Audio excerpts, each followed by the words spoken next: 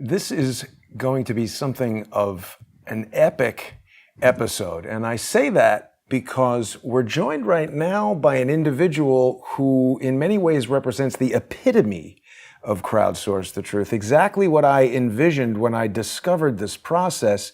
Manny Grossman, welcome to the show. Thank you very much for having me, Jason. Truly appreciate it. And just to give people a little background on you, Manny, you were just a normal Crowdsource the Truth viewer, coming in there with comments, and you and I had some correspondence just through the comments. And then you, if I'm correct, you lost your job during the pandemic. And as I recall, you had sent me an email saying that you wanted to start a YouTube channel. You asked me a couple of real basic questions about what kind of camera I'm using and some advice and whatnot. And you went and started your own YouTube channel. Correct. It is called Manny Grossman, and you are conducting your own crowdsource investigation into the really unsolved Son of Sam murders. Tell us about it. Yes, we are absolutely doing that, Jason, and you're correct. I was just a normal viewer, as you say. In fact, you were the reason why I'm sitting here right now. Of course, literally, yes, but I mean figuratively as well. When this whole pandemic started last year, and I started losing job after job after job, sitting in my apartment, shell-shocked, absolutely, sitting there going, what am I going to do? Kind of paralyzed. I turned to YouTube just to pass the time, and somehow or other found your station, which I gotta say got me through the hardest months of the pandemic. I'm sure that a lot of your viewers and listeners would agree with me that you were doing some incredible work, still are, of course, but your work in the beginning of the pandemic in New York City really is going to go down in history, and you should be winning Pulitzer Prizes for that. But it totally inspired me, just the whole thing of the walk and talk. And so I got in touch with you, as you say, just to ask some technical questions. You were very gracious, extremely nice to me, and you told me how to get started. And I originally got started doing gardening videos. That's my trade. And I quickly realized that no one was watching.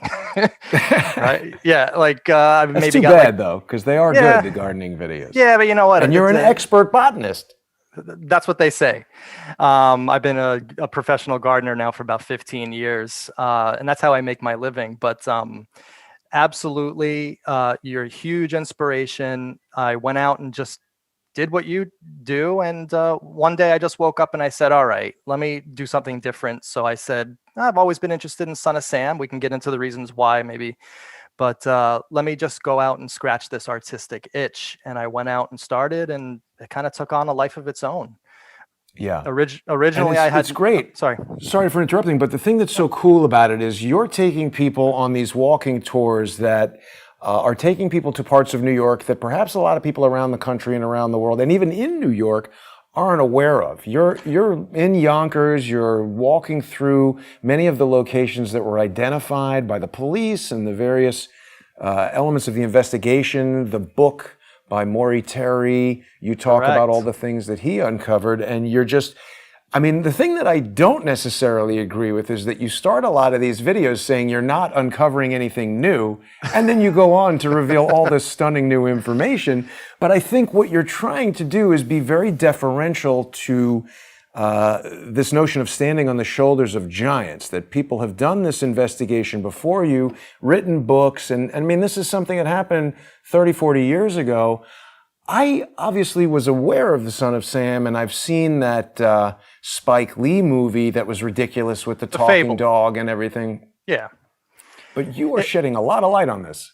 Well, that's one of the things that I thought that the audience would find interesting, because as a big fan of Maury Terry, and of course as a huge fan of his book, The Ultimate Evil, which was the inspiration for all this, one of the things that I felt that, a reader of that book in Iowa or in Holland or in Norway wasn't getting from that book was an accurate picture of the places. And weirdly enough, it's just never been done. So I figured, well, let me take a page from Jason's book. Let me do a walk and talk. I do have a teaching background, taught for many years at New York Botanical Garden. So I'm able to speak publicly, very comfortable doing it, no problem. And let me show them Untermeyer Park, where the 22 disciples of hell, that was the Son of Sam cult. They called themselves the 22 disciples of hell. Let me show people where they actually worship the devil. Let me show Sam Carr's house. Let me show David Berkowitz's apartment. Let me show some more obscure places. And it kind of took on legs from there. And from the first video, now we're up to about 15 videos, I think, 14 or 15. It's taken on a huge life of its own because, and I don't want to go on too long, Jason, forgive me for talking It's too your much. segment, man. Thank you. But after the second video, I started to get some attention from people who were heavily involved with Maury Terry's investigation. Now, Maury Terry, of course, wrote The Ultimate Evil.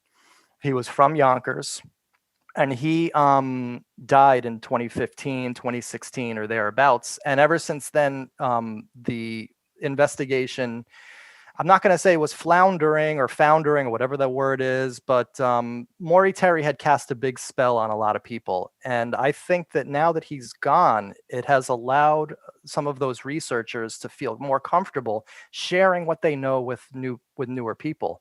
And so after a little back and forth with some of the inner circle people in the Maury Terry investigation, we all found that we liked each other, we trusted each other.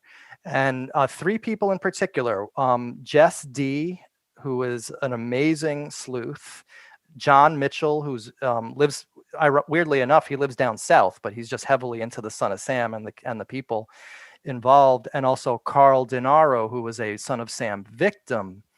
They all took me under their wing. They started sharing some information with me that was mind-blowing to me. And I realized, whoa, let me take another page out of Jason's book. Let's start crowdsourcing this. Let's start bringing out this new information, and let's see what people from Norway, Holland, the rest of the United States, New York City, whoever, right? Let's see what they have to bring into it. And it really has gone nuts. I'm getting emails, probably 40 emails a day from people, not all with information, but some of the information we're getting is absolutely mind-blowing. My particular interest is in Lake Avenue, the Yonkers area, the neighborhood in Yonkers where a lot of these cultists were brought up or grew up.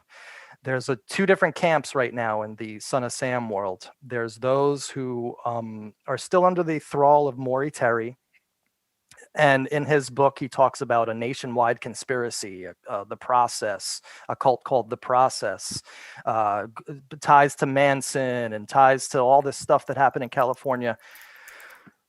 I'm not in that camp. I believe that it was a localized thing, and I'm keeping my research local. So I'm not interested in fighting or factionalizing, but I'm concentrating. It's hard enough trying to parse out what happened on Lake Avenue in Yonkers with the various groups, the high schools, the Boy Scout troops, the social clubs, the bars, the taverns, and all of these people who were involved with each other, that I don't have the mental energy to go out into the ether with nationwide stuff. God bless people if they want to do that, but I'm concentrating on Yonkers, and it's been a mind-blowing. But let me ask you this. Yeah.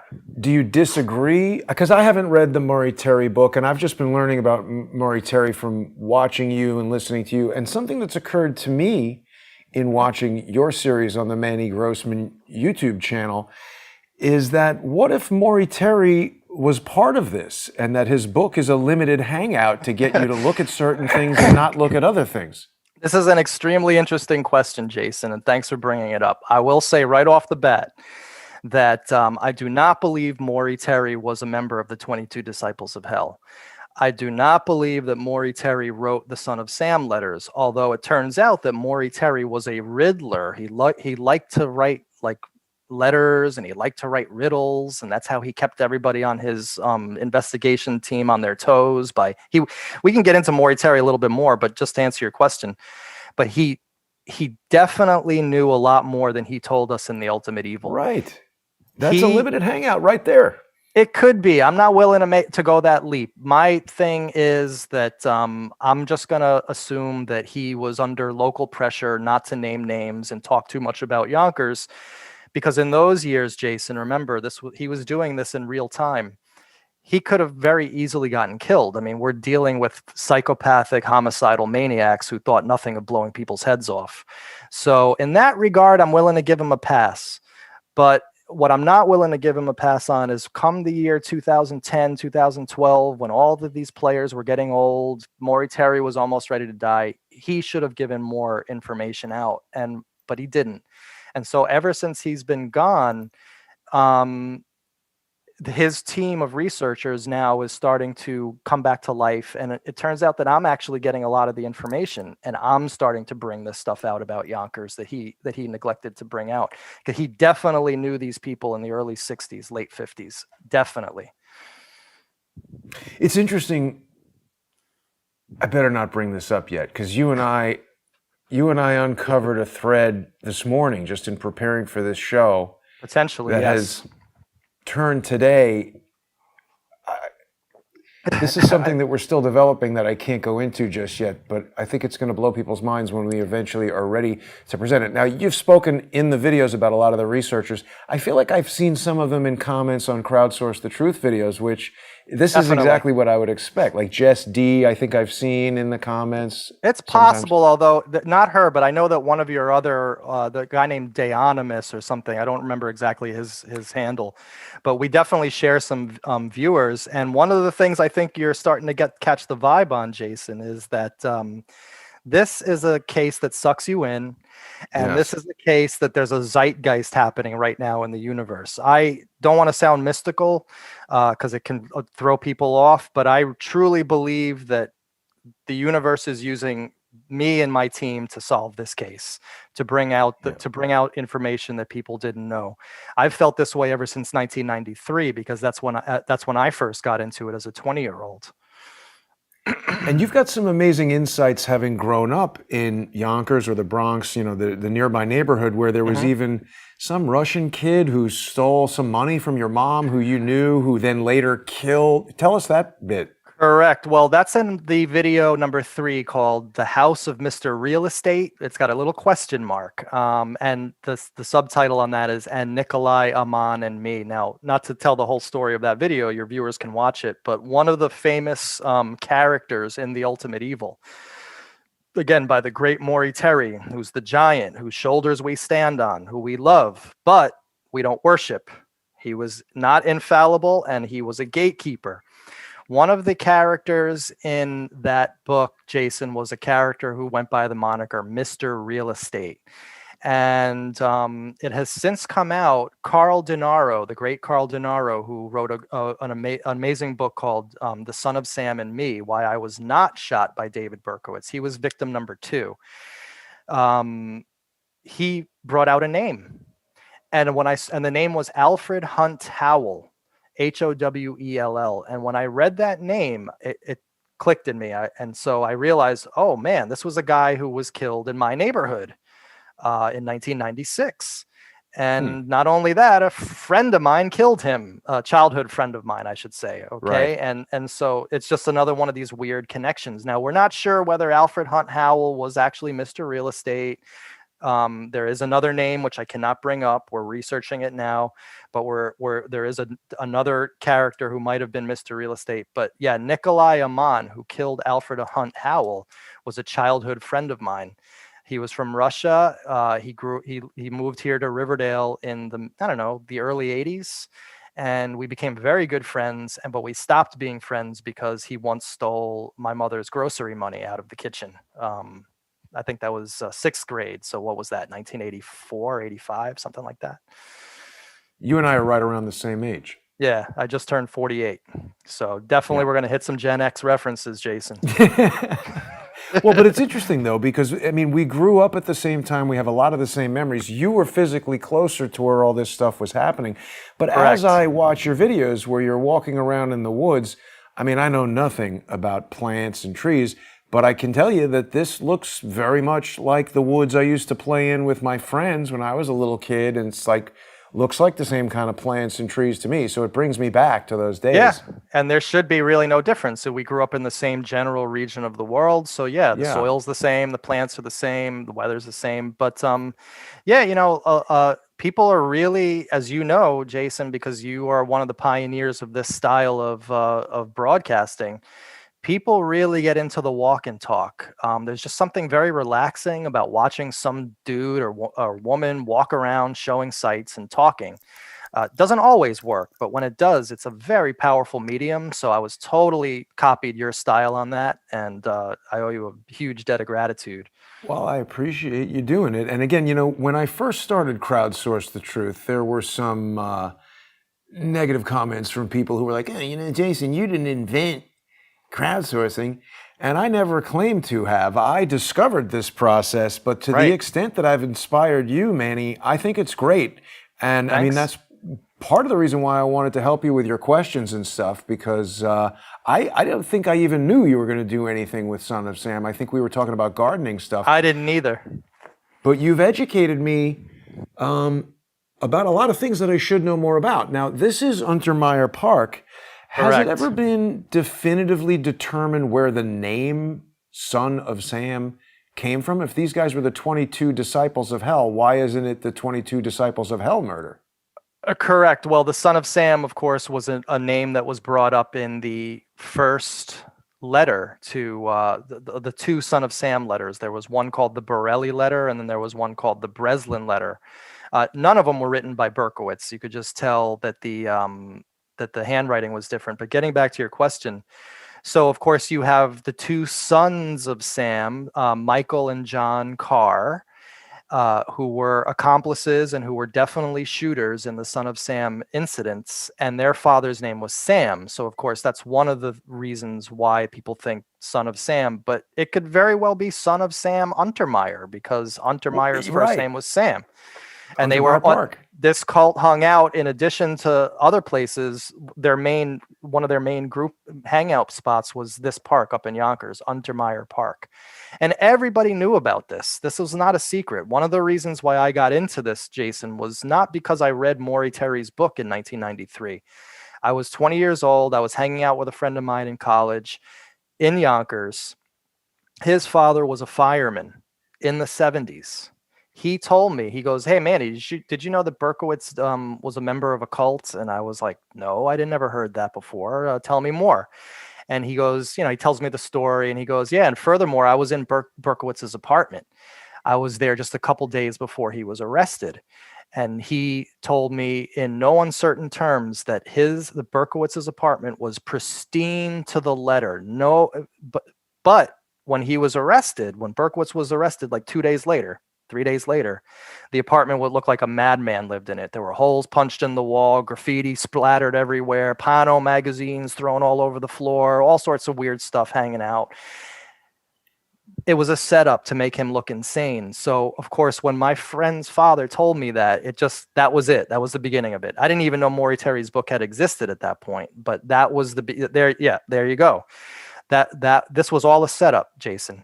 His apartment it's almost become the stereotype for what a crazy person's apartment would look like. Correct. Right? They made up a lot of memes and tropes with the Son of Sam in terms of what later people would do. And back then people weren't as savvy as they are now. There was no surveillance cameras. There was no tracking. So no independent journalists on YouTube like you and I. Everybody who was covering this stuff would have been working for some corporate controlled newspaper or television station, where if this was connected to the wealthiest people in the wealthiest suburbs of New York City, conceivably they would have control over some of these things and keep it out. Absolutely. And one of the topics that you and other viewers of Crowdsource the Truth know that I've been very focused on for the past 4 years is this concept of social engineering. Correct. And when people like you and I step outside, I mean, you didn't go apply for a job at the New York Post and start covering this story. You just went out and did it. So you and I are not under the control of these corporate overlords, for lack of a better description. And I think that's a problem for some people. Yeah. Correct. And back then, I mean, these writers and journalists, I mean, they're all still pretty debauched today, but back then, journalists were known as drunks, sexual perverts, pigs, and they were also connected with the cops and the politicians. Maury Terry in The Ultimate Evil talks about how there were possibly even people connected to the mayor's office who might have been involved in Son of Sam. So yeah, the rot was from the top. I have an interview with this guy here, Sinati, the fourth video over, right? That one. He was an actual detective in the NYPD. This is fascinating. He worked very closely with Maury Terry on the cult research because he, as a detective, this guy in 1977, before he even knew Maury Terry existed, he was getting intelligence from people that Wheat, John, and Michael Carr were all involved in the Son of Sam murders. And he tells me this in the interview. Now, Detective Sinati is getting on in years. So, there are some issues with his interview, but he was very clear about Wheat Carr, John Carr, and Michael Carr. And that struck me as something extremely believable. So yeah, he ran into the meat grinder. He was basically turned into a pariah in the NYPD. He had to go to psychiatric evaluations. They wouldn't let him. They shut down his investigation. But this guy right here is a hero, and I was the first person to get him on video. No one has ever found Detective Sinati before. I found him to be a very fascinating individual. You know what, Manny? I do want to introduce what we were talking about, and I want to be careful how I do this because, I didn't know anything about the Carr brothers or any of that stuff. I knew nothing about Son of Sam other than David Berkowitz, the Talking Dog, the Spike Lee movie with, I think, John Leguizamo is in it. It's not even about Son of Sam. It's about a neighborhood in the Bronx taking place in the summer of '77. Right, the summer of Sam. Correct. In fact, I want my money back, Spike Lee, because I went to that thinking it was going to be about the cult. So, and the only reason I know that movie is that a friend of mine from NYU is in it. Oh, no kidding. Yeah. But when you started talking about the Carr brothers, and in your recent video, you went to the home of the Carr family. The most recent video is all about the Carr family. Correct. So I just did that yesterday. And it's interesting that there's a marriage certificate where the Carr is 33. I'm sure it's just a coincidence. You visit their house. The address Jason, real quick. You know that I put that in the video for your sake. I know. But you said it. You're like, some people might find that interesting. Yeah, I was talking to you there. The thing that maybe people didn't pick up on, the address of 316, this is an encoded 93. And we remember from what we heard from Quinn Michaels and anybody who's studied Thelema and Aleister Crowley that the 9-3 Society was very involved in occult rituals, murder rituals, sexual rituals. And I'm not saying these numbers have power. I'm not saying this is some magical something or other. I'm just saying if these are people who are involved in Thelema and aware of Aleister Crowley, they're going to know about this. And I'm not the one who selected this house. The Carrs are. Right. But the and reason also, why the Carrs... Sorry, yeah. And also, on that note, I'm thinking the Carrs were bringing in many, many thousands of dollars a month in their answering service. They were not a poor family as far as I could tell. So yeah, what's up with living in this ramshackle sort of neighborhood? Was it just because of the number? I mean, who knows? But we're asking these questions for sure. We're asking these questions in that house. But the other thing that's interesting is, all this activity is going on in Yonkers, but yet the marriage occurs in Virginia. So there's some sort of... Not only Virginia, Jason, Alexandria, Virginia, the home of the OSS and the CIA. Correct. And Mrs. Carr, Frances Carr, as we found out and exposed in this very video that you're talking about, she was a corporal in the Marines. I'm not saying that necessarily means anything, but 1945, for a woman to be a corporal in the Marines, that's highly unusual. So yesterday's video kind of brought up the questions. We didn't answer them, but it brought up the questions. Was the Carr household an intelligence household? Was it a front for intelligence activities? Were there other organizations in that neighborhood that were doing the same thing? And we're finding that the answer is a decided yes. Wow. See, the thing that's interesting to me, and none of this has been verified, these are questions that we have. Correct, right. We are asking as a result of... Right. We can only look at what seem like bizarre coincidences and ask these questions. So you've identified this Carr family that's active in Virginia in the late 1940s, and separately, Charles Ortel. They were just married there, Jason. They moved by Virginia. 1950. They were in Yonkers. Yeah, they were married in Alexandria for sure. So that's interesting. And separately, Charles Ortel has been doing his investigation into the American Conservative Union. And one of the characters of interest in that investigation is Diana Hubbard Carr, who was married to David Keene, who is, or at the time was the director of the thing. And just in our conversation this morning, you said, well, Hubbard, is she maybe related to L. Ron Hubbard? And I can't believe that never occurred to me before, but just searching for Diana Hubbard and Scientology leads me to this website, The Underground Bunker, from Tony Ortega, who I do not know and haven't communicated with, but it says Scientology has let Diana Hubbard out of the compound again. And according to this article, in 2020, this guy says she's 67. Mm-hmm. Now, this would be off by a year or two as compared to the Diana Hubbard Carr who was indicted by the Department of Justice in 2011. But it's a remarkable coincidence that is definitely worthy of further investigation. Yeah, the names match.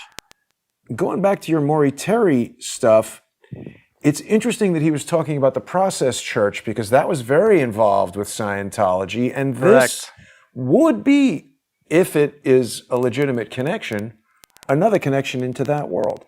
Well, here's another one for you. Michael Carr, the young Michael Baron de Charnowski Carr, brother of John Wheaties Carr, and also a member of the 22 Disciples of Hell, and also a shooter in the Son of Sam incidents. He was a ranking Scientologist. So, what's going on? He hung out in Clearwater, Florida all the time. He was a ranking Scientologist. Wow, this can't be overlooked, Manny. I mean, the other reason why I think this is important is that, well, okay, I don't want to go too far down this road until we know more about it, but if people can find any information about this possible connection, whether that information dispels this notion or verifies it. Right, that's what we want. We're not looking to particularly prove our agenda here. We're asking questions. And that's all what I'm doing in my video series. Is sometimes we're bringing out definite facts, but a lot of stuff is speculation, and that's part of the fun. I mean, truth be told, in the true crime world, people are amateur detectives, amateur sleuths. So the crowdsourcing aspect really, really works for true crime as it does for politics, as you can tell, as you. And I think that's why all these social engineers hate me so much. I don't think I'm necessarily so smart or such a great anything necessarily, but I've brought a lot of attention on this. Thank you. I've put a lot of attention on this process, and it's activated people like you and me and viewers around the internet. Let me just real quick. I've been for days. I've been chasing this audio clicking problem, and I thought I had it licked, but I don't want clicks. Stand by 1 second. Sure.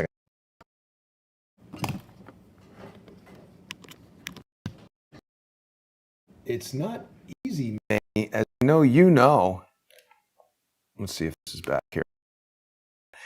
As you know, Manny, it's not easy being your own producer, director, on-screen talent, technical director, and all that stuff. So I'm thankful for people who bear with us. One of the viewers in our comments right now pointed out that Diana Hubbard is a redhead, like L. Ron Hubbard. I didn't know that.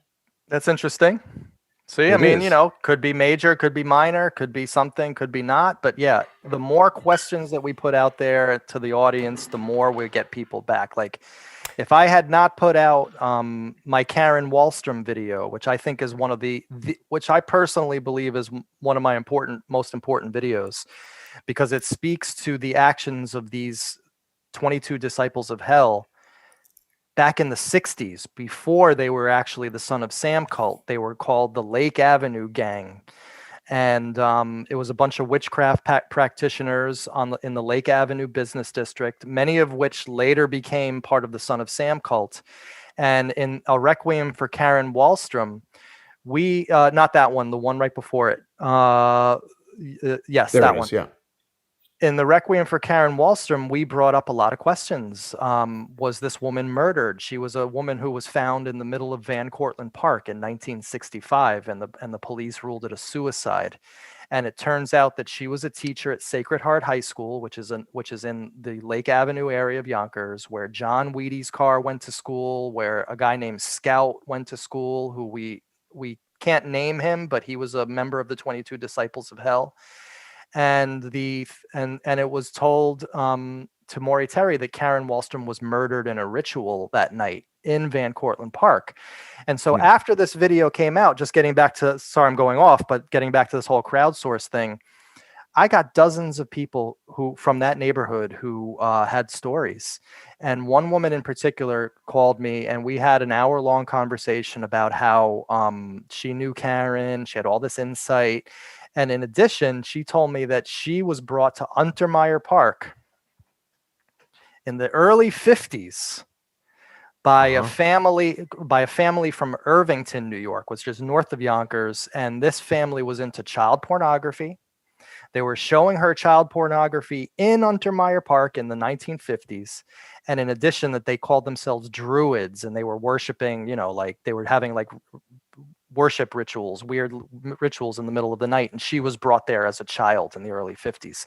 So, hey, have fun with the process, guys. If you want to investigate Charles Manson, hey, go for it. But I'm wait a minute. Yeah. I don't want to dispel anything. And I haven't read the book, so I don't know. But I mean, it's interesting how I am gleaning information from your reaction to this guy. And it just makes me feel like Maury Terry, he would have been killed if they didn't want him releasing the information when this thing was active. So perhaps he was somehow acting as an agent. And just speaking to this concept of a nationwide or international, I mean, look, I think everybody who watches this show knows that I find disciples of the 17th letter of the alphabet to be very misguided. However, we've seen a lot of stories. I mean, we know who owned this building. This is from Jeffrey Epstein's island. And this is a bizarre religious structure of some kind. It's got these, you take us through the woods in Yonkers at the aqueducts and things like that, where there are these ritual, like, what's the word I'm looking for? These like plaques, these planks where they can put people down. Altars. Yeah, these altars like this.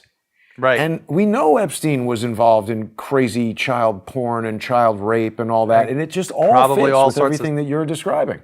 Yeah. I mean, and he was definitely around. He was young, but he was around in the late 70s. I mean, who knows? Yeah. I Epstein, mean, let's not go too far. I mean, I personally think that just getting back to quickly on Maury Terry, on your point on Maury Terry, I want to reiterate that I personally do not believe that he was in the 22 Disciples of Hell. My main, although I can see why you might think that, Jason, absolutely. I just think he's their PR agent. He's not right. But in reality, he actually did. Yeah. Well, maybe now that you're saying it, he definitely hid a lot of information, particularly going back to the whole Karen Wahlstrom video. If your viewers watch that video, I relate a story that was told directly by Maury Terry himself about seeing John Carr hanging out in 1961 with a guy from the neighborhood called Scout. Now, we know who Scout is, and we have articles about how Scout was arrested at the age of 16 for raping kids, okay? So Maury Terry saw John Wheaty's car, and Scout hanging out, and the person who Maury Terry was talking to at the time said, "Oh yeah, that's Scout, that's John. They're just going to practice witchcraft. They're just going up to Untermeyer, and they're going to do some witchcraft." So Maury Terry knew a lot. He went to school with these people. I'm finding out more and more about that. So my main critique of Maury Terry, and again, giant, I stand on his shoulders. His work on Yonkers was amazing, but he left so much out. And now that's what we're trying to bring out to people, to trying to fill in those gaps. Yeah. And Robert Stahl, who's a frequent viewer, he's talking about Jet Propulsion Labs. He's talking about, Jack Parsons and Parsons' relationship with L. Ron Hubbard. I also want people to keep in mind, you're talking about this history going back to the 50s of families that are involved in child pornography. Right. And See, normal people who watch a show or participate in a conversation about this type of topic, when you say family, I mean, for me at least, the first thought that comes to mind is my own family, which I think is pretty normal. No killers, rapists, murderers, anybody doing anything bizarre like that. We get into arguments like everybody does, but I think it's a pretty regular kind of family. But when you think about, someone tells you, oh, in 1950 I was hanging out with a family. Well, how do we know what the purpose of that family is? People marry somebody maybe because they love them, or maybe because they don't want them to testify against them, or they want to start some cult with that person. Anything is possible. It was just a husband and wife. They didn't have children, but they, and we know their names. We have articles about them. I don't want to get into it now because I don't want to identify the contact, but they came from England. So it's another one of these English connections. Maury Terry talked about in his book how the cult was started by a doctor who came from England in the late 40s. I don't know if these are the same people, but and they started these ritual magic clubs. They were all into sex with kids. But as we're finding out, this might have gone back into the 20s with these groups. But I mean, isn't that all Aleister Crowley, occultism in England and its offshoots? Could very well be. I mean, I'm not that well versed on this aspect of it, but yes, people have told me that. Yeah, these guys were, his whole entire career is characterized by getting involved in bizarre occult clubs that kicked him out because he was too weird, and he starts his own faction. And they call it a religion, and they can get tax exemption and all kinds of things. And like anything, if you started this in 1870 or whatever and kept working on it until 2021, you'd have it pretty well down by now. Yeah, exactly. And some people say Sam Untermeyer was associated with this guy Crowley. And then there's another character named Boyce Thompson, who owned a mansion just north of Untermeyer Park, which I show in one of my videos. I think it's like the third or fourth video. And I was told that Boyce Thompson was another one of these sickos. And I definitely was told that the Son of Sam cult performed rituals in his abandoned mansion. See, that's another thing about Yonkers that's very unique from the rest of the country, which is another reason why I think that this stuff spawned here in Yonkers. Yonkers in those years was filled with abandoned spots, abandoned mansions with 50 freaking rooms that were sprawling and huge, that were completely broken up, shot, completely demolished. Untermeyer Park was demolished as well. So there was a lot of hidden places for these people to go in the middle of the night and do their thing, which is not like in any other neighborhood. My neighborhood doesn't have abandoned mansions. I don't know too many others. You take viewers to some of these mansions. I take them to some of them. Talk about how in your childhood you were able to get into some of these places and now they're boarded up. Correct. Not in my childhood, more in my 30s and late 20s, but definitely I've been in all of these abandoned, because they were abandoned up until the early 2000s. And then after that, once the real estate boom came in, groups took them over. Even the power plant, which you can see in this video right here, those two smokestacks, that's being renovated as well. But the power plant that you see in the background of that video there was a major meeting site for the 22 Disciples of Hell. They hung people in there. They killed people in that spot. And that's right down the block from the Carr household, literally right down the hill. I think you're going to want to look through the comments on this video, Manny, because there is so much information coming up right now. I can barely keep up. Aleister Crowley's ashes are in New Jersey, apparently. It could be. It's very funny. When I watch your shows, Jason, as some of your viewers know, I'm an avid commenter. In fact, I piss some of them off. But hey, nothing personal, guys. It's all in fun. This is New York. This is New York. But one thing I'm not doing right now is watching those comments because I want to concentrate fully on this interview. So I made a point not to look at any of that. Yeah. Yeah, no, after the fact, take a look at that.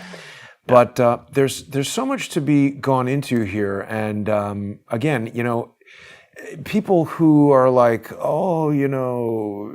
this notion that you're putting forth where you're asking questions rather than giving answers. Well, how could you possibly have the answers? We're searching for the answers. We have a general outline, a general thesis that we're following, which is basically this. The Son of Sam cult was born out of the institutions of North Yonkers, particularly the Boy Scouts, the Catholic high schools, and certain social clubs. That's where the kids came from, and we are also finding now a whole network of judges, doctors, lawyers who were involved with these kids as either Boy Scout troop leaders, their doctors, and so on and so forth, their priests, and so it's our theory that these kids were molested, raped in this area of Yonkers, used in rituals themselves, and then later on essentially carried on the tradition. Only by the time that they became men, the 1970s had come in, and heavy metal had come in, and the black dark arts and the occult, and so it just was this perfect time period where you had this group of totally screwed up kids that had been raped and molested beyond belief and used in horrific rituals. And then they were growing up at this perfect sociological time where they had all this dark occult stuff happening. And those two came together, and it spawned this whole Son of Sam thing. And then you notice how we haven't even talked about Berkowitz. No, we haven't. Yeah, Berkowitz I is think we're going to need to do a lot of shows about this, Manny, Definitely, because what definitely. you're uncovering here is just remarkable. And, it causes me, there's no debate that the Son of Sam and the 22 Disciples of Hell were a satanic cult. And I Absolutely. have heard about, but can't say that I necessarily know too much about this so-called satanic panic. Well, this was basic. Oh, sorry. Yeah, no, tell us. Well, basically in the 80s, everybody started getting worried about Satanism, heavy metal, kids performing rituals, kids killing themselves, listening to Ozzy Osbourne. I mean, isn't that a valid concern when we've got satanic rituals in parks and Yonkers and people killing each other? One would think, for sure, but I don't know, for some reason the whole term satanic panic turned into something that was like bad to go after people. Well, they for say this. that it's a hoax. Right. I mean, even as recently as 2017, I heard Jordan Peterson refer to satanic panic as a hoax, and I was like, wait a minute, how is it a hoax? Listen, from what I know in Yonkers, from the stories I've heard as an adult, see, I got into Son of Sam not because I read The Ultimate Evil and I got really, really excited. I got into Son of Sam was because people started telling me actual stories of cult activity. I met people who were involved in it. I met people who I'm convinced were shooters in it. All sorts of weird things started happening to me with this case. That's why I feel like I'm almost being used by the universe as to solve this. I know that sounds insane. You're the second person to say that today, by the way.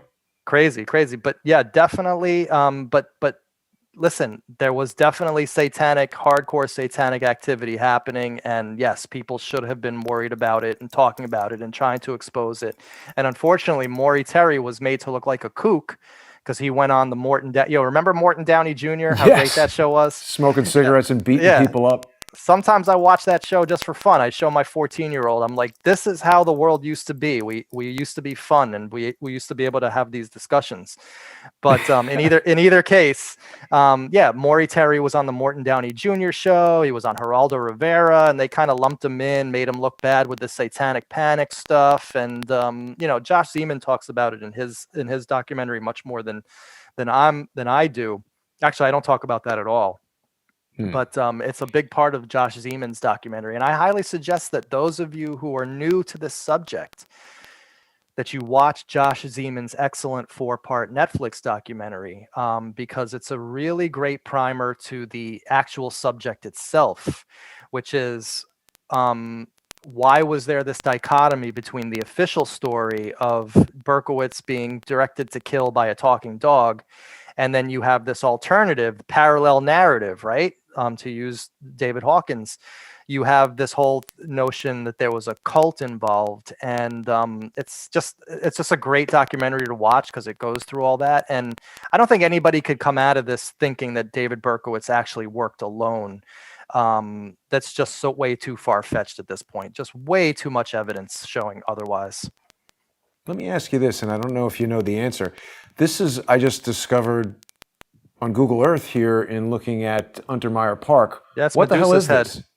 That's a very famous spot in Untermeyer Park. Now, I am not an occult expert, This is exactly why we need the whole crowdsourcing program. Right.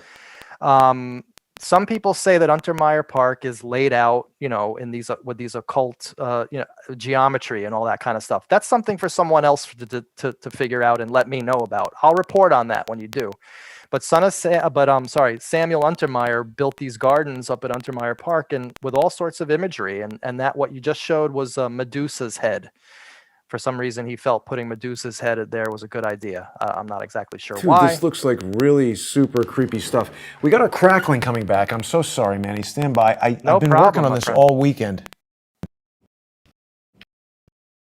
It's very difficult to understand what's causing that, but hopefully I can get it resolved pretty soon. And got all these different setups, all these different.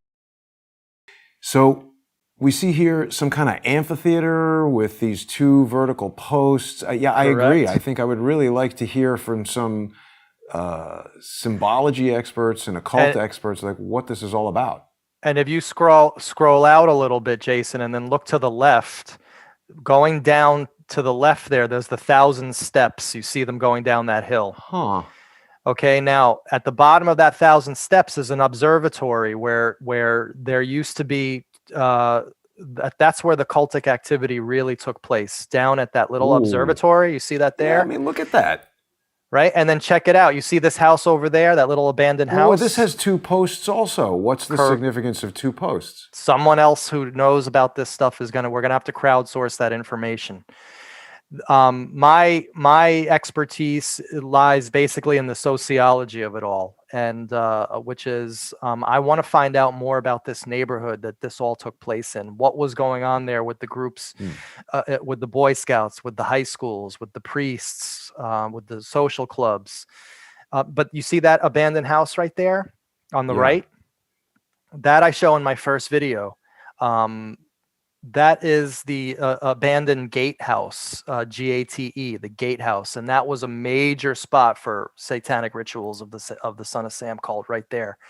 And behind that, in the hills going up, was a spot called the Devil's Cave, which there are pictures of the Devil's Cave online. They unfortunately, I say unfortunately because I'm really into this, but they demolished it in 1984. They dynamited it.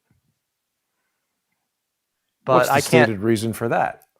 I think it was there was an actual real reason. I think the hospital, which is just north of here, they expanded and they might have bought some of the land, or I'm not quite sure how that worked out.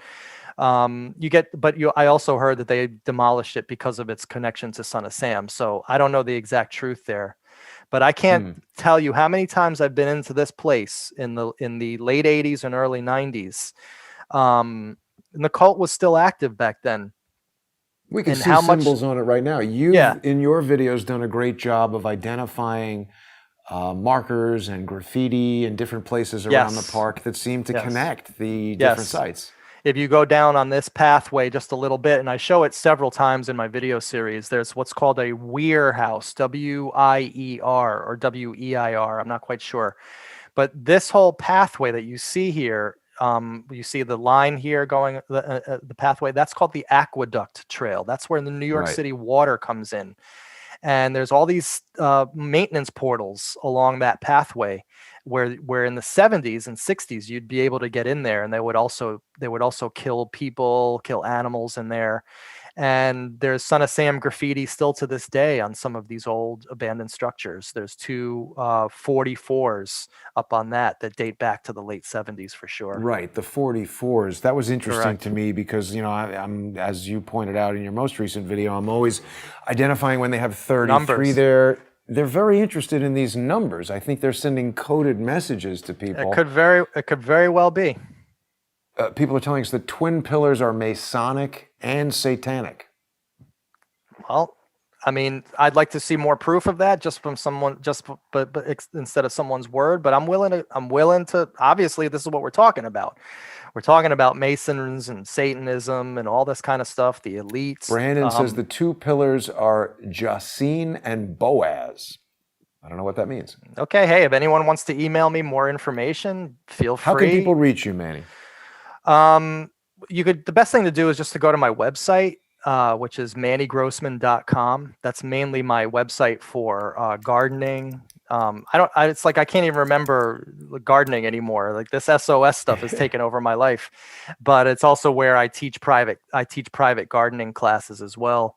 I was a teacher at NYBG for many, many years, and unfortunately was canned this year because, well, cancel culture. Some students just didn't like what I had to say about Bill Gates, and they reported me, and I got fired. But Wow. yeah, I mean, it's that place is run by what I call the eyes wide shut crowd. The elitists, heavy Oh my leftists. God, you got to change your phone number, Manny. Look at this. Uh, I didn't even notice that. But yeah, that's how you But reach me. Try not to call me, people can guys. contact you. But Right, right. definitely But if email you me. have information, yeah, email Manny and definitely check out mannygrossman.com. And for people who haven't seen the series that you've been doing on the Son of Sam murders firsthand, going to the sites, the historic sites there in the There's Bronx and Yonkers. Yeah, there's one I'm particularly proud of, and and where I want to take you, Jason, and that's Frankie's Castle. That's the Oh third yeah, one. that was a good Yeah, one. that was the third one from the top. On the top, the third one from the left, right Right. there. Frankie's Castle is a site in Van Cortlandt Park, because remember, these cultists not only used Untermeyer Park, but they used Pelham Bay Park in the East Bronx. There's an East Bronx connection to the Son of Sam case. And in fact, the first murder was done in the East Bronx, and Van Cortlandt Park in the Bronx as well. And we found the Frankie's Castle. And again, this was all crowdsourced. I knew Frankie's Castle existed. I'd been there millions of times, but just walking by, I never knew it was associated with Son of Sam until we crowdsourced the information. A Yonkers resident said, "Hey, Frankie's Castle, that's where the group used to meet." And so I went there as soon as I found out. See, that's what's so great about this whole crowdsourcing thing. As soon as I find out information, I go immediately out and I start filming. And I did this video. I couldn't believe the response to it. I got a call later that day after posting that from a ex-retired NYPD sergeant.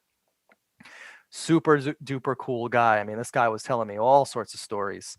But he said, "Manny, you nailed it. That's the spot, man. Like all the cops, we knew about that place. That was the spot." And so Frankie's Castle, we got to go there, Jason. We got to do a walk and talk. Definitely. Yeah. When my car gets fixed, I would definitely like to come with you to some of these places. Yeah, absolutely. I mean, I hope we do more shows because, we're introducing this concept today, but we really haven't gotten into the details of why it was a cult as opposed to David Berkowitz. And, maybe we can, we don't have to talk about that now. I definitely want to do more shows with you if you'd have me, but we should definitely get together and do a walk and talk for the crowd, Jason style, and we'll go to these spots. Definitely. It would be I would love to do super that. fun. You have turned me on to this Son of Sam investigation in a way that, I mean, like I said, I was aware of it, but I have never known any of the details. It's so fascinating, and incredibly the fascinating. more you're revealing, the more it seems to me that David Berkowitz was just a patsy who took a fall so that the rest of the people involved could carry on with what they're doing and perhaps even evolve it. Right. Well, I call David Berkowitz, and David, if you're watching, I apologize, but called him. Isn't he in jail? No. I call him. This is what my moniker for him. I actually just say he's just a poor schlub who got involved with the wrong people at the wrong time. By the time Berkowitz came around in 1975 and started hanging out with this cult, they had already been well established. They had already been raping and killing kids in the middle of the woods in Van Cortlandt and Untermeyer for decades at that point. Berkowitz just joined in on something that was already the party that had already been started. And his personality, to me, he seems like a real follower type, like a very loyal type of, like a loyal dog. All right. Not to use an insult because, hey, I want to eventually interview Berkowitz, so I don't want him to get insulted. But even he would probably agree that he's a loyal follower type of a dude. And I just think he went off the deep end. But Berkowitz definitely did the first shooting. He killed Donna Loria for sure. And he killed Alexander Esau and Valentina Suriani, which was the 6th shooting. And that took place in the Bronx in 1977. The Bronx was where David Berkowitz was from. the East Bronx was where these shootings happened. He grew up in the East Bronx. He knew the area very well. He said himself that his territory was the Bronx and that was it. He did not do any of the Queens. What did he or mean Brooklyn about shootings. his territory? For killing people? For killing people. He likened this whole thing to a military operation. That's what he said. And he said that his territory was the Bronx. Wow. So it's like he received some kind of assignment. But Correct. so, I mean, isn't this guy in jail for the rest of his life? Forever. And he has come out and given interviews to people, particularly Maury Terry. But Maury Terry's interview with him, and Josh Zeman really does a great job at talking about this in his excellent Netflix documentary series. Maury Terry's interview with David Berkowitz, if you're honest with yourself, okay, when watching this interview, Maury Terry leads the witness. There's no doubt about it that Maury Terry is feeding Berkowitz information that Berkowitz is just saying, yep, that's how it happened. Yeah, sure, yeah, you got it. That was a very unsatisfactory interview, in my opinion. I do not believe that Berkowitz actually knows much. Again, I think he was just a schlub that was along for the ride, but I don't think he knows about the people in Yonkers who were the higher wait a minute, ups. Manny. Yeah. See, the thing that's so funny is that everything that you say has caused me to arrive at this conclusion and supports this conclusion that Maury Terry, I'm not saying he's part of the 22 Disciples of Hell, but he's part of selling this story that David Berkowitz is the guy who did this and there's nothing else to look at here. And I mean, you're not convincing me that he's not. No. Maury Terry, quite the opposite, Jason. Maury Terry writes very clearly how Berkowitz only did the two kill. The whole point of that book is to show how Berkowitz wasn't the only shooter. So, but that's the essence of a limited hangout. They tell you something that makes you think, well, how could this guy possibly be on the side of the killers? He's revealed this explosive thing. And Manny, when I tell you this, I tell you from the standpoint of someone who has been deceived by this tactic, I don't know how many times in the past 4 years. I know. Every time you get a new guest on, I go, "Uh-oh, who's this dude?" Hopefully not you. With that 33 No. phone number. Listen. On Facebook, people are calling me a CIA agent. That I'm, part of the satanic cult of the process. I mean, it's one of the things that this whole thing has made me realize is that, wow, people really take very, very tenuous ideas and then run with them like crazy. But yeah, right. I'm sorry, you were saying something? I was just saying that I really do get a sense that Maury Terry's purpose was to ingrain in people's minds a certain alternate official story. See, because what's happening is, I was going to do a video about this and I probably still will, but I've always been fascinated initially with the evolution of technology and how it has impacted Hollywood, because you have no Hollywood without technology. And when we're talking right. Hollywood, I mean movies and TV. Somebody invented television, and prior to that, we really didn't have a way of sharing this type of information, a visual and audio message that is so compelling. The closest thing that we had prior to that was the church, where everybody would get together and there was a centralized message going out. But with the advent of television, and now with what we're doing, which is essentially television, but we don't need some big FCC license and a building right. with a transmitter and Beautiful. millions and millions of dollars. So this evolution of technology is changing things. And, I always look at the JFK assassination, not just because it was a pivotal moment in the history of the United States, but it's also a pivotal moment in the history of technology's impact selling on the recording of history. Right. Well, selling a narrative, yes, because today's fake news becomes tomorrow's fake history. And if you right. can convince everybody that Lee Harvey Oswald shot or David Berkowitz was the killer or whatever, that's the mainstream narrative. Now, right. when we look at the JFK assassination or the Son of Sam killings, we have these alternative, as you said, parallel narratives that David Hawkins has told us about. I think that what we're looking at are false parallel narratives. It's not just the true story and a false story. It's a complicated true story and a limitless litany of false narratives. Well, listen, Jason, I'm not prepared to say that yet about Maury Terry, but I will definitely agree that the story that we are uncovering, the team of me, Jess D, John Mitchell, Carl Denaro, the story that we are uncovering is way different than the story that Maury Terry talked about in The Ultimate Evil. He didn't even talk about any of this stuff. He kept all of his. In fact, now that I'm talking to you and we're having this discussion, I can agree on one thing. He definitely was a gatekeeper of this Yonkers information, and in fact, in the book, he makes it seem like he didn't even know these people. He had some vague memory of John Carr, he says in the book. Oh, yeah, I forgot about him. He was like a guy in my homeroom class. Oh, yeah, Maury? Then why on Facebook in 2009 are you writing a short story about the death of Karen Wahlstrom? And in that short story, you're talking about hearing about John Carr and Scout practicing witchcraft in 1960. How do you reconcile By the those way, two being things? in his high school homeroom, that seems like you would know the guy. Well, not necessarily. There's a lot of people from my homeroom, Jason, and That's probably true. yours, that you don't No, necessarily you're right. remember. You're But, right. if a person was from, like, I remembered Nikolai Aman, I mean, we were friends, yeah, I guess. But, if someone gets caught or talked about in terms of murder later in their life, you're probably going to remember more about them than just, oh, yeah, he was like in my homeroom. Yeah, I sort of vaguely remember. Yeah. No, Maury Terry was a gatekeeper, and I am not prepared to throw him under any bus, except for the fact that he definitely gatekeeped. And but it's okay, because we are gonna get access to Maury Terry's files, and we are going to expose the true story of what happened as far as we can glean in The Son of Sam. That's my like my life's goal right now. I And think it's a every noble video that goal.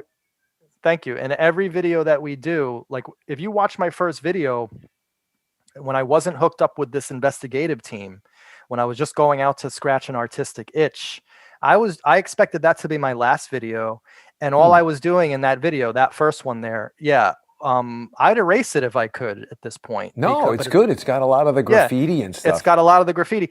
But the thing is, you can see how I evolve in this whole video series, going from just telling the story of Ultimate Evil to now in my latest video series. Now I'm talking about Catholics for Latin America being a possible front for importing kids into Yonkers to be used as rituals, right? So we're getting really deep in this series, and we're And finding out a lot of stuff.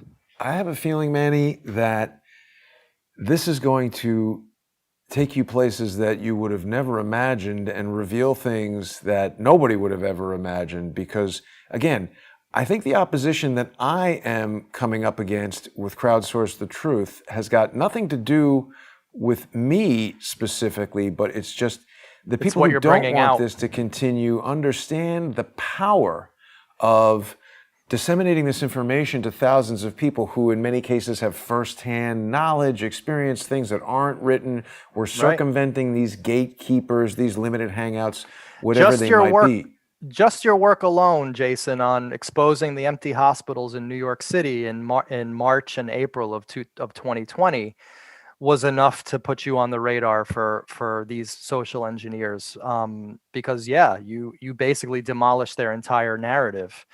I was And it 4 was lawsuits in by that point, though. So, yeah, I'm just it afraid. See, just that's keeps where going. yeah, Well, see, that's where I got to get listen, your advice how to avoid lawsuits. Although maybe you're not the best person to ask for yeah, I that, don't know huh? how to avoid them. I know how to deal with them once they arrive. But, Yeah. I would just say that, I think you're doing a great job, Manny. I want to make Thank sure you, that Jason. people know that the YouTube channel is Manny Grossman, and people can just search for that and subscribe. Is there a way that people can support this effort financially? Well, it's interesting that you say that, Jason, and I have decided to completely do this for free as a service to the community. I'm not going to monetize on YouTube. There might be a point when I do a subscribe star like you. You and I will talk about that, because I need Yeah. your advice on that. I'm not quite ready. I don't want to it's kind of weird. Like, I don't want to be seen as a person who's doing this for money. So right Right. now, everybody just enjoy the videos. Nothing's going to change, at least for a while yet. And it's funny because I wake up sometimes and people have given me, $200 through my PayPal, $500 on my PayPal. What is the PayPal if people want to do that? No. Because what I'm doing, Jason, is I'm refunding all those people. Wow. I do not want any money involved in any of this, because even if I take $1 from someone, then you know what people I'm going to have to deal with? Accuse you of right. And also I'm going to have to deal with then people thinking that they own a part of me, and I don't want that. This is all mainly because I'm trying to do something for myself, which is find out about Son of Sam. And also I want to bring the world along on this ride that I'm on and this journey that I'm on, which is super exciting. It's like keeping me up at night. It's haunting me at the same time. But no, money is not a part of this. Absolutely not. Thank you for bringing that up, Jason. If people do want to support me, take one of my private gardening classes. You can go to my website. You can see the tab, private gardening classes. I teach, right there, that one. Right there, that one. Yep. Here's a list of the classes that I teach. These are the same exact classes that I taught at NYBG, where you would have to pay $500. Wow. Same class, and I'm charging $75, $40, and it's all online, all on Zoom. And so if you go on any of these, you'll see the dates and the times, and you can sign up via PayPal and all that kind of stuff. But we will not talk about Son of Sam in these classes. It's all strictly it's all strictly gardening. Okay. Absolutely. Well, Manny, it's been a pleasure having you on the show, and we've just scratched the surface. Totally. And your investigation is also just getting underway. So I know you're going to be back in the future, and I would love to be back. Yeah, to helping in any way that I can. Thank you. And people can go to mannygrossman.com. They can sign up for subscribe to the YouTube channel, take some classes. You know, the other thing I really enjoy about the videos, Manny, you will inject elements of your horticultural knowledge just walking around, identifying plants and certain animals and things. It's funny because that's another crowdsourcing thing. Sometimes I would do that in the videos, and I got comments that said, hey, do that more. We really enjoyed that. So I'm a responsive guy. I read all the comments. I made sure in yesterday's video, I saw a beautiful clematis vine. I made sure to videotape it. And so, I'm definitely going to start mixing a little bit more of that into my videos. You also spotted at one point like a chipmunk or something, and you were like, oh, he looks sick. And I said to myself, this is an amazingly insightful guy who can look at it. And then when I watched it again, I was like, yeah, that's interesting. It's not exactly running away immediately. It's not running away. Yeah, immediately I could tell that thing was sick. Yeah, I have these weird perceptive powers that have served me well in life. So I definitely am very in tune with all that kind of stuff. Manny, I'm going to look forward to seeing you again really soon. I appreciate you coming on the show, and I'm learning a lot about the Son of Sam. I want to thank everybody for watching and remind them that I have a feeling Manny may have a change of feeling when he realizes he's spending all his time making YouTube videos and he does need food. So people can support Crowdsource the Truth by going to subscribestar.com/crowdsource the truth or patreon.com/crowdsource the truth. There's a lot of new features on Subscribestar with the Crowdsource the Truth video server. You're now going to automatically receive a video that is suitable for your internet speed, whether it's high speed, medium, or low speed connection, so the performance should be much better. My guest has been Manny Grossman. He's doing an incredible crowdsourced investigation into the Son of Sam. All thanks to you, It's a pleasure to have you on the show, and I appreciate that so much. I look forward to our next encounter. Definitely. And thanks, everybody, for watching.